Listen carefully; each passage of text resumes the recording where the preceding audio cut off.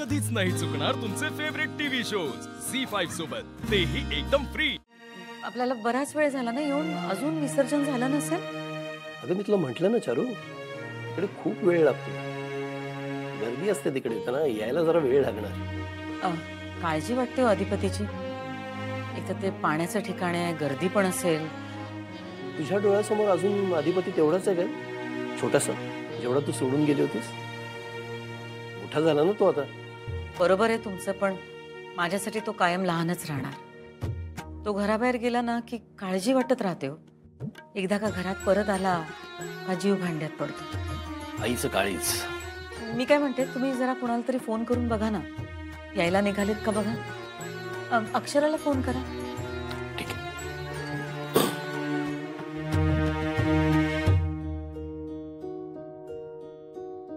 Akshara phone उचलत नाहीये। ओमकारला phone करून बघा।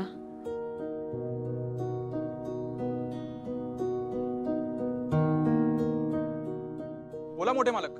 ओंकार कुठे आहेस? इकडेच आहे, विसर्जनाकडे। अच्छा, ते अजून झालं नाही का विसर्जन? खूप गर्दी आहे। नाही, आपल्या बाप्पाचं विसर्जन झालंय। मग अक्षरा अधिपती कुठे आहेत? ते निघाले तिकडून, पण ऍक्च्युअली थोडी गडबड झाली म्हणून त्यांना उशीर झालाय। काय झालं, कसली गडबड? अधिपतीचा ऍक्सिडेंट होता होता वाचलाय। काय सांगतोयस? काय झालं रे? झालं असं की अधिपतींचं लक्ष नव्हतं, कोणीतरी तो गाडा असाच सोडून गेला होता। तो गाडा त्याच्या अंगावर येणार एवढ्यात वहिनीने त्याचा जीव वाचवला। बापरे।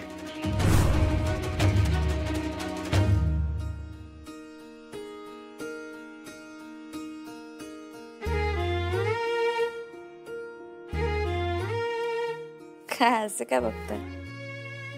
काय बायकोड बघलोय आमच्या, ऑब्जेक्शन आहे काय? आमचं कपाळ जरा जास्तच मोठं आहे नी, म्हणजे जरा जास्त नशिबान आहे आम्ही। का बरं? तुमच्यासारखी एवढी हुशार, मनमिळाऊ, समंजस, सगळ्यांची मन सांभाळणारी अशी गोड बायको मिळाली, आणि दुसरीकडे धोरणी, धाडशी, संकटाला घाबरून न जाणारी, त्याच्यावर मात करणारी। कसलं ना गोळा कॉम्बिनेशन आहे, माहित आहे काय? 7 जन्माची नाही, मिनिमम 700 जन्माची पुण्य येईल म्हणताना तुम्ही आमच्या आयुष्यात आलायचा। असं कसं झालं? पण त्याचं लक्ष नव्हतं का विसर्जनाच्या नादात? आणि तो एकटाच होता का, कोणी नव्हतं का त्याच्या बरोबर? मला सांगा, अधिपती बरा आहे ना? चारू, तो आहे, बरा आहे, ठीक आहे, त्याला काही झालेलं नाहीये। नशीब, आपण ना त्याच्याबरोबर थांबायला हवं, उगीच आलो आपण इकडे। आपण थांबलो असतो तर बरं झालं असतं असं मलाही वाटतंय, पण अक्षरा होती ना तिथं, आणि ते संकट अक्षरामुळेच टळलं असं ओंकार म्हणाला।